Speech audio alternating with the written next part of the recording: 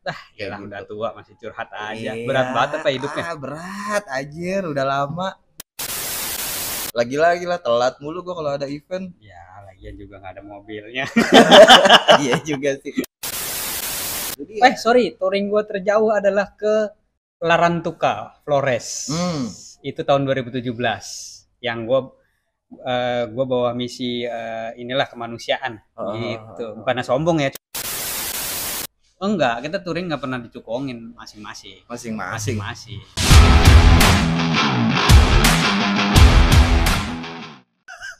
Cil, udah hari Senin aja. Dah, emang lu tahu hari? Itu, ya gue sih tahu gara-gara kemarin aja sih tuh ada acara tuh, Fun Culture. Oh, Lagi-lagi lah telat mulu gue kalau ada event. ya lagian juga nggak ada mobilnya.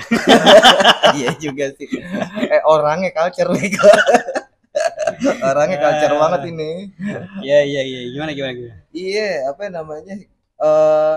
Nih gue pengen curhat dikit lah ya. Yalah gitu. udah tua masih curhat aja. Iya, Berat banget apa hidupnya? Berat anjir, udah lama. Ya udah silakan. Iya, ini apa namanya? Akhir bulan nih, gue kan ada rencana touring nih ke apa namanya? Dieng. Kayak gitu. Lu udah pernah belum ke Dieng? Udah dulu.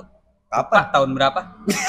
2007 apa kali? Dapat 2006 kali. Wah anjay, udah jauh banget ya. Motoran kan? Iya, motoran. Iya, itu kayaknya tahun segitu. Oh. Iya, itu waktu itu lu solo riding atau? Enggak, gue bareng anak-anak JSC. Ada yang nyukongin dong? Enggak, kita touring nggak pernah dicukongin masing-masing. Masing-masing. Oh gitu. Paling yang kalaupun ada cukongan ya dari uang kas aja buat makan nanti rame-rame gitu. Uang kas? Iya, uang kas. Uang kasnya? Jadi kasarnya kalau di klub gue itu di apa Jakarta Satria Club, kalau lu nggak ikut touring ya lu rugi. Lu kan udah bayar mingguan nih uang kas, ya memang kecil sih. Goceng 3.000 gitu. Ceban. Ya duitnya nanti buat teman-teman touring atau kalau ada penginapan sewa penginapan gitu buat bukan di cover full ya tapi buat nambahin gitu. Sisanya patungan yang touring berapa orang nih gitu ya patungan misalnya. Gitu. Berarti dari uang kas anggaplah nih ada anggota 100 nih ya. Bayar uang kas misalkan ceban gitu ya. Nah yang touring cuman 5 orang 10 orang ya kita gitu. subsidi tapi tidak full memang ya seenggaknya misalkan 5 orang kalau 5 orang ya udah nih buat konsumsi aja nih misalkan 500.000 udah gitu nanti dibagi sisanya mereka yang atur yang berangkat touring kan pasti ada koordinatornya iya gitu ada koordinator ada kita yang dari Jakarta ngawasin soalnya kalau sekarang gue nggak tahu ya terlalu kritis atau anak-anak tuh kadang suka nggak anak-anak tongkrongan gitu maksudnya gini ini misalkan ada member 100 gitu dia bayar uang kas nah terus pas ikut touring kan diambil dari uang kas nih kayak gitu lah enak yang jalan yang kagak jalan udah bayar kas duitnya ke dia ya, kadang ada member kayak gitu ada yang begitu ya bawel banget salah sendiri kenapa nggak ikut itu dia. Kita balikin itu gitu dia kan balik lagi klub gitu ya bukan kalau gua kan bukan yang komersil gitu ya bukan buat cari duit ya sebenarnya pun uang kas ya tetap ada pencatatannya tapi ya kalau dia nggak mau ngasih ya udah gitu kan gitu kita keluarin enggak sih enggak sekejam gitu ya tergantung uang kasnya dia double nggak ya kalau uang kasnya double nggak dikeluarin kadang ya pasti di setiap klub gitu ya ada yang tajir dia mau ada yang mau touring ya nih gua ada villa nih lu nginep aja di villa gua nih gitu kan kadang ada tetap ada donatur gitu loh pasti ada lah di setiap klub gitu yang loyal dia nggak pernah nongkrong tapi kayak ngasih fasilitas aja terus yang penting ada nama gitu ya nah namanya dia jadi tahu tuh si kunyuk ini gimana tak iya jadi kan mau touring segala macam terus jujur nih ini touring terjauh masih rencana touring terjauh gue naik motor listrik kayak gitu. Ya. Mungkin kalau kita semua ya zaman sebelum ada listrik ya. Jadi kita pakai motor bensin, touring mah udah biasa gitu kan. Zaman Majapahit nggak ada listrik kayak gimana? Iya waktu pakai bensin kan ya elah kita udah capek-capek nyampe Surabaya juga masih dibilang anak baru ya kan. Kayak gitu. Jadi udah bisa tektok tuh. Zaman dulu tuh kita sampai ke ujung Jawa.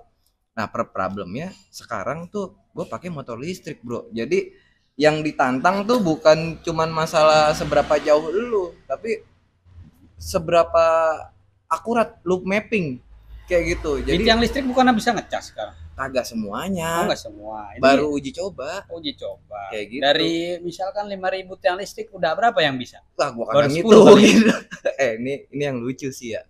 Pengalaman awal-awal gua nih touring motor listrik. Ya kali masa mengenai listrik tahuan kita anak motor listrik daripada orang PLN. Karena lu pengguna motor listrik, orang PLN itu nggak punya motor listrik, dia penyedia listriknya doang. Gitu. Ya dong. Ya Knowledge-nya beda dong. Ya Lu mungkin lu nggak ngerti cara narik kabel ya kan. Lu cuman tahu oh motor ini harus pakai tegangannya segini nih. Buku panduannya begitu soalnya ya kan. Coba lu nggak baca buku panduan, dikasih list. Misalkan motor lu butuhnya 900, dikasih colokan yang 4,5. Kapan rampungnya tuh ngecas? Kan gitu gak? Iya juga sih. Iya. Nah itu dia tuh. Jadi yang bikin gue dilema adalah ini kan kita lewat nggak cuma jalur umum ya kayak gitu. Ya memang sih ada teman-teman yang lewat udah tol. Bukan tolnya. Towing. Oh itu biasa tuh. Itu mainan terakhir tuh pulangnya kayaknya. Iya jadi begitu ini ada tantangan gitu kan ke daerah pelosok. Itu adalah cara ngecharge-nya kayak gitu. Nah, cuman ya kita lihat nantilah kalau untuk urusan listrik mungkin kita mau bahas di teman-teman yang udah pakar listriknya nih. Oke, kayak gitu-gitu. Klub lu ya. Cuman yang pengen gua tanya terakhir lu touring kapan, Bro? Touring apa nih? Motor, mobil? Motor ya? Kalau motor touring motor kayaknya 2013 kali ya. 2013 motor ya, itu juga nggak terlalu jauh seingat gua ya. Karena ya kalau cuman ke puncak gitu-gitu gua nggak hitung itu touring. Ke puncak ke Bandung gua nggak hitung touring itu. Main ngopi ya. Iya. Ke puncak ya kadang-kadang ya tektok doang udah di sono makan jagung bakar atau indomie gitu. Nah ini menarik nih bro, karena sempet ya balik lagi pembahasan kadang muter-muter apa yang kita alamin dulu, problematika zaman dulu, kita ketemu lagi nih kayak anak-anak baru ngebahas di sosmed lu belum bisa dianggap touring kalau lu belum jauh kayak gitu-gitu. Jauh tuh berapa? Nah itu dia. Touring gue terjauh adalah ke Larantuka Flores. Itu tahun 2017 yang gue bawa misi inilah kemanusiaan gitu. Bukannya sombong ya, cuman emang belagu. Emang sengaja gue sama orangnya gitu, pengen sombong gitu. Itu touring terjauh gue untuk muter di sana aja kurang lebih 1.500-an di Floresnya ya. Kurang lebih gue 2 minggu lah waktu itu. Jadi memang pengen backpackeran gitu.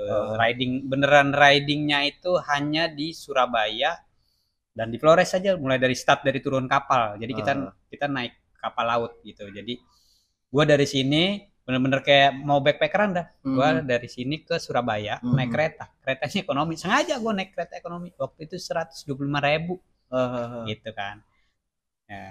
Terus sampai Surabaya ya motor kan di packing dari sama teman gue tuh dari Salatiga nyampe sana. Kita cek biar layak jalan, udah naik besoknya naik kapal. Di kapal kurang lebih 2 hari gitu ya, sekitar 24 jam kalau nggak salah. Udah turun di mana? Di Flores, di Labuan Bajo. Nah dari Labuan Bajo memang udah ada yang nyambut nih, ya tetap motoran. Kita stay di namanya Ruteng itu di Manggarai Barat gitu ya. Dari Manggarai Barat kita misi kemanusiaannya itu yang ngasih gue donasi waktu itu adalah buku bacaan sama baju sekolah buat SD. Karena di sana ternyata ya ada lah. Terus sempat ketemu anak kecil mungkin bukan umur ya, kelas 1 atau kelas 2 SD ngikutin kita terus gue tanya, kamu rumahnya di mana? Di sana kakak. Di sana dia nunjuk ke ujung sana. Ya kita mikir kalau di Jakarta itu ya paling 5 kilo lah paling jauh. Itu anak bajunya memang masih baru tapi tidak pakai sepatu. Terus gurunya ini kebetulan kan ngawal kita juga. Dia kasih tahu, itu bang rumahnya itu di balik bukit sana. Gua melihat bukitnya aja jauh. Masya Allah, ini anak berangkat jam berapa dari rumah gitu kan. Ya separah itulah kondisi pendidikan ya di timur ya terutama ya. Mungkin kalau udah di barat, nah itu yang membuat gua agak ini. Nah lu touring tuh habis itu dari Bajo, Manggarai, dari Manggarai ini kita ke mungkin kalau tahu namanya Wairebo, kita ke desa Wairebo itu 1 hari, terus lewat Waimara, lalu masuk Ende, lalu dari Ende itu gue lupa nih Ende dulu apa Bajawa dulu, gue lupa. Dari Bajawa habis itu yang gunung apa itu, yang 3 warna itu apa tuh? Kelimutu. Kelimutu. Itu dari Kelimutu lanjut ke Momere ya. Dari Momere waktu itu sebetulnya mau bablas ke Larantuka, tapi kalau nggak salah lagi ada perbaikan jalan, jadi memang tidak bisa lewat gitu. Aku jadi gue yang cerita nih gitu. Iya kan gue pengen denger cerita lu, bro. Nah itu touring gue terlama, bisa dibilang touring gue terjauh, bawa banyak cerita, bawa banyak luka gitu kan. Kita memang bener-bener waktu itu ada jadi yang awal kita itu satu, dia guru honorer di sana. Jadi dia tahu itu kenapa kita bisa sambangi sekolah itu. Kedua, ada teman gua itu dia kalau nggak salah orang tuanya di ND, tapi kita semua udah sepakat kita nggak akan pakai fasilitas apapun. Jam 5 kita berhenti, cari pantai terdekat, tidur di situ. Kita benar-benar pengen di luar gitu, dari berangkat sampai pulang. Itu aja sih. Nah berarti gini bro, kalau gua boleh ambil kesimpulan dari pengalaman touring lu gitu ya. Nah ini uniknya apa tuh? Gua naik motor custom, di mana gua pakai nama Explore Custom. Jadi waktu itu gue lagi di Indonesia juga lagi hype-nya motor scrambler, motor cafe racer, gitu-gitu dah. Itu benar-benar kita pakai touring, kita mau buktiin ya touring pakai motor ini kita tetap aman gitu, meskipun ya trouble kecil lah. Itu. Oke. Nah jadi gini, yang tadi gue bahas di awal itu kan terjadi polemik nih. Ada yang bilang touring itu main jauh-jauhan gitu kan, terus akhirnya ada yang kontra, bukan masalah jauhnya bro, tapi berapa kilo kayak gitu. Berapa kilo maksudnya bagi kita juga punya ya teman-teman di Jabodetabek pinggiran nih ya, gawainya di Jakarta gitu kan. Lah kita aja kadang suka bercanda, lu kerja apa touring ya? Karena memang kilometer dia gila. Mereka sehari bisa 70 kilo, 80 kilo. Buset, ada yang cepet pak kalau bolak-balik. Nah, itu dia. Kayak gitu. Nah jadi kayak kita lihat sendiri aja kemarin pas di acara ARC ulang tahun itu, dia ini motor listriknya aja baru 2 tahun usianya. Nah dia baru beli 1 tahun lewat lah. Tapi yang kemarin ya 80.000 ya. 80.000 anjrit, kita aja yang bolak-balik touring kagak nyampe segitu gitu. Itu motor diapain? Benar-benar dipakai harian ya. Pakai harian. Nah, menurut lu esensi touring itu apa sih kalau di kacamata lu, Cil? Esensi touring ya? Touring itu kebagi 2. Satu pribadi sendiri, ada orang touring sendirian. Ada yang bersama klub atau ya yang sefrekuensi lah. Menurut gua touring itu kita mendatangi satu daerah, di mana daerah itu kayak ya kita belum pernah menyentuhnya, dan menurut gua kayaknya kalau gua pribadi ya mungkin di atas 200 kilo lah baru dianggap touring lah gitu. Gitu ya. Mungkin ya ini mindsetnya beda-beda ya. Mungkin karena gua dulunya sering touring jauh-jauh gitu ya, dan ya orang-orang gila touring semua gitu loh. Makanya tadi gua bilang ya kalau puncak ke Bandung mah nggak kehitung touring. Ke Bandung ya kita main aja gitu kan sama anak Bandung, itu bukan touring gitu. Karena kan jarak Jakarta Bandung sama kalau lihat map 120-an kilo kan. Gitu. Tapi kalau ke Serang nggak touring juga. Tapi misalnya ke mana? Intinya touring itu esensinya kita cari sesuatu yang beda dari kehidupan nyata gitu loh. Kayak pasti misalkan kita tendaan, terus kita mungkin tidur peletonan, terus kita pengen ngerasain jalan malam rame-rame. Itu menurut gue itu yang namanya touring gitu. Karena kan kalau misalkan kita nerabas hutan gitu untuk menuju ke suatu titik, ya bukan touring kan. Maksudnya ya itulah touring menurut gue esensinya kayak gitu sih. Mau lo sendiri ataupun bersama-sama. Oke, nah berarti jika ada pendapat seperti ini, Cil, menurut gua gitu ya, kenapa itu disebut touring? Kan tour itu kan perjalanan ya. Betul. Kayak gitu. Itu tour. Jadi memang perjalanan siapapun yang melakukan perjalanan, mau itu jaraknya dekat ataupun jauh, selama itu keluar dari pakem biasanya dia, kebiasaan dia, itu mungkin disebut touring kayak gitu. Tapi walaupun orang tersebut jalannya jauh, tapi memang dia merasakan itu sebagai rutinitas kayak gitu-gitu, itu berarti ya mungkin dia tidak menganggap perjalanan itu menjadi touring gitu kan, karena itu ya udah biasa dia tiap hari. Sekarang Jakarta Bekasi berapa sih jauhnya, ya kan? Kalau pulang pergi ya mungkin nyampe 80 gitu kan. Iya. Ya mungkin kalau buat orang baru, misalkan kita ke Purwakarta gitu, kan sama sekitar 80-70 kilo kan. Tapi kita kadang ada yang bilang, touring yuk ke Purwakarta tuh apa sih, ada Cici apa tuh, yang baru tuh tempat wisata, bilangnya touring. Iya. Iya kan. Sementara orang bolak-balik pulang pergi tiap hari kerja nih, Jakarta, Bekasi, Jakarta. Ya timing jarak tempuhnya sama, tapi tidak dibilang touring karena itu kebiasaan ya kan. Sementara yang ini ada sesuatu hal yang beda gitu. Kita mau ngapain di tempat yang mungkin jaraknya sama dengan kita kerja itu tadi. Ada tempat wisata, ada ini, jadi ada capeknya kayak gitu-gitulah. Ya itu sih yang mungkin esensi touringnya di situ ya. Iya.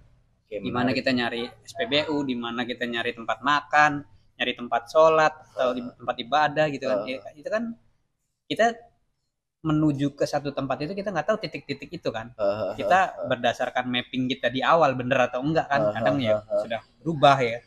Tapi kalau misalkan ya tadi gue kasih contoh touring ke Purwakarta misalnya 80 kilo, tapi pulang pergi Jakarta Bekasi 80 kilo juga. Tapi kita udah tahu, gue mau ngisi bensin di sini, ntar gue makan di sini, pulangnya gue lewat sini deh kalau macet, kalau nggak macet lewat sono deh.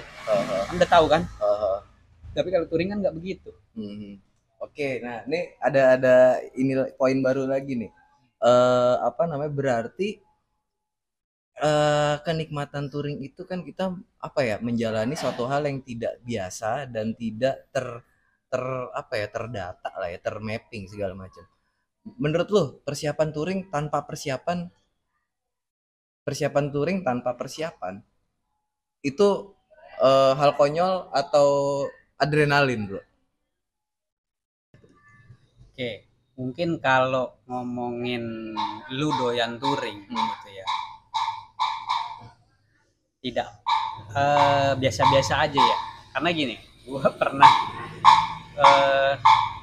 ini sih sebenarnya cerita ya, di anak JSC, entah lupa sih gue tahun berapa, dia touring ke Surabaya, entah lupa sih berapa motor. Cuman lu tau gak persiapannya apa?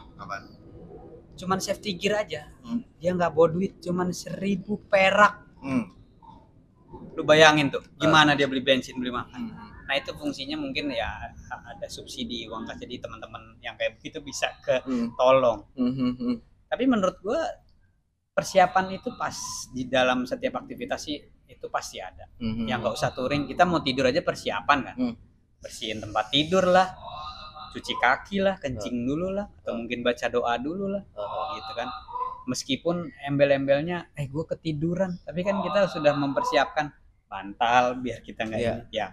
Sebetulnya tetap ada persiapan, cuman mungkin kalau yang kayak tadi gue bilang, gue pernah, bukan gue pribadi ya, ada beberapa teman-teman yang suka kayak gitu. Bahkan misalkan ada yang